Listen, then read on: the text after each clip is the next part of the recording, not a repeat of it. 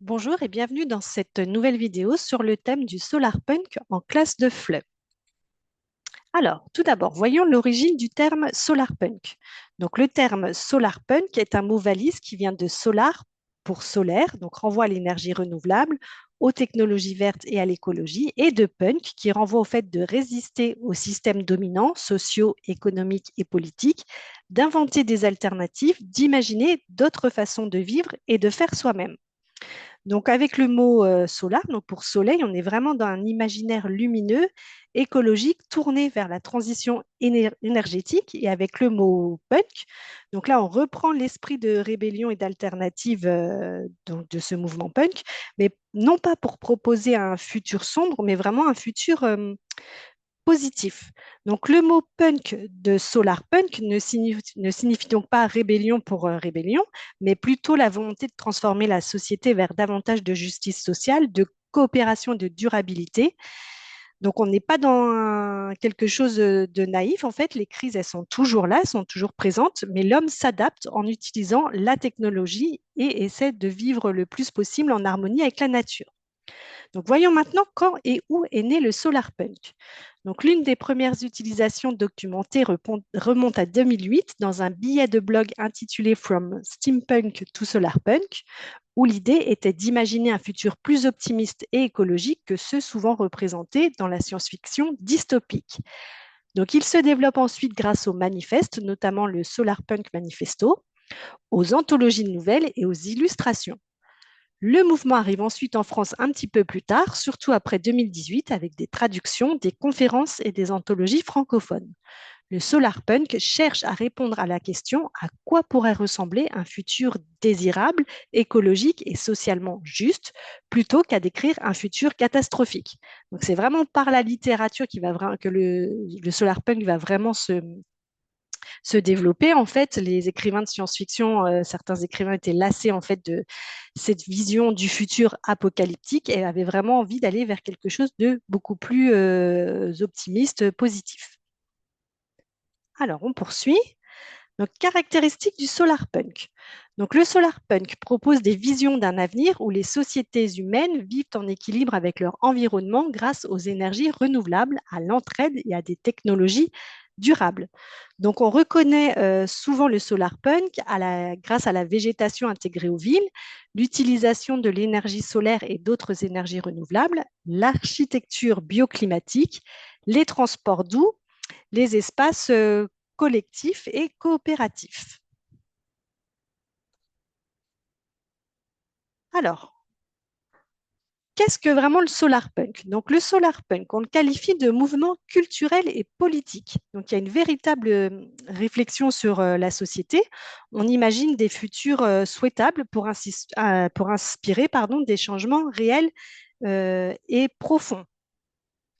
Donc, en fait, le solarpunk va s'intéresser à des questions comme la transition écologique, la justice sociale, les modes de vie locaux, la coopération, la résilience face aux crises environnementales, etc. C'est aussi un mouvement artistique. Le solarpunk se retrouve sous diverses formes d'expression. Donc, je veux dire par là qu'il s'exprime aussi en fait dans toutes sortes d'illustrations, dans le design, dans l'architecture, dans la mode et aussi dans les jeux vidéo. Et on le qualifie aussi, le solarpunk, de mouvement littéraire. Donc, il existe de nombreux romans, nouvelles et anthologies qui explorent des futurs écologiques et solidaires plutôt que dystopiques. Le solarpunk, ce n'est pas encore un genre littéraire aussi codifié que la science-fiction classique ou le polar. Après, dire que c'est un mouvement littéraire, je dirais plutôt que c'est un courant de la science-fiction, en fait. Hein. Alors, pourquoi utiliser le solarpunk en classe de FLE? Donc, on trouve facilement et en un grand nombre tout type de support pour travailler le sujet, donc des nouvelles, des images, des vidéos, des croquis. Qu'est-ce qu'on va trouver d'autre? On peut vraiment trouver plein de choses, des podcasts, des affiches, des jeux vidéo, comme j'ai dit tout à l'heure, enfin vraiment tout un tas de supports facilement accessibles. Donc, c'est aussi un déclencheur culturel actuel. Donc, c'est un support idéal pour travailler la compréhension d'un phénomène culturel contemporain et ses enjeux. Donc là, on va imaginer des futurs écologiques, solidaires, technologiques.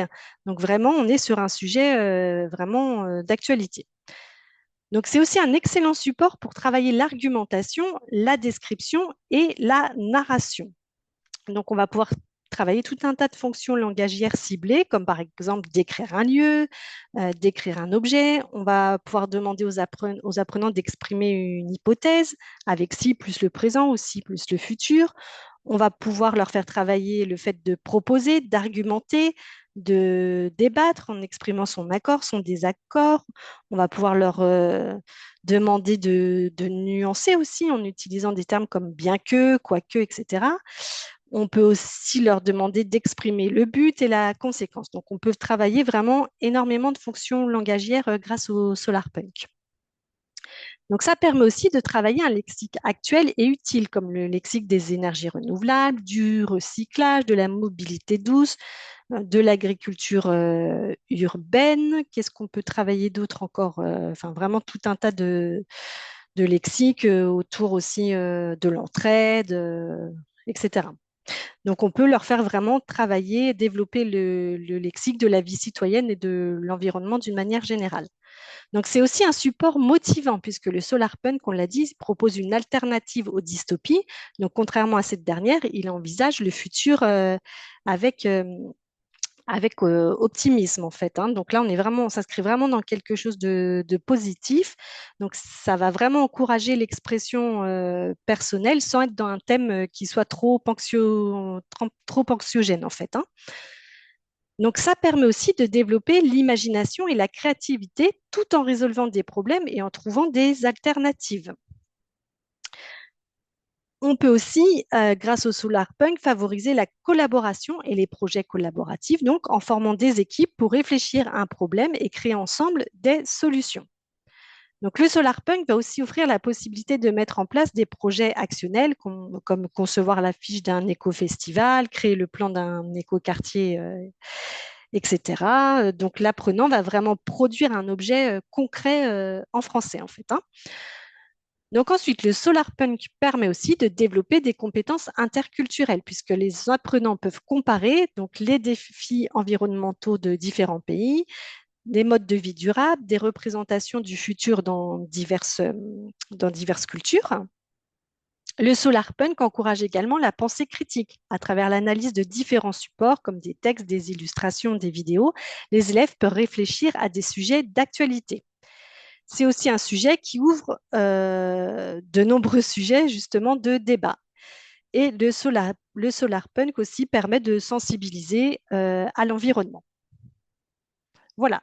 Donc, on a fait le tour de toutes les activités et projets possibles en SolarPunk. Enfin, fait le tour, il y en a certainement bien d'autres encore à mettre en place.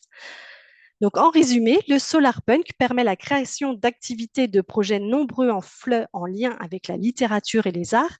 Donc, il est particulièrement intéressant parce qu'il combine à l'apprentissage linguistique, la créativité, l'éducation à l'environnement, la réflexion citoyenne, tout en offrant un imaginaire mobilisateur et accessible à des apprenants de différents niveaux. Voilà, je vous remercie de votre attention et je vous dis à bientôt.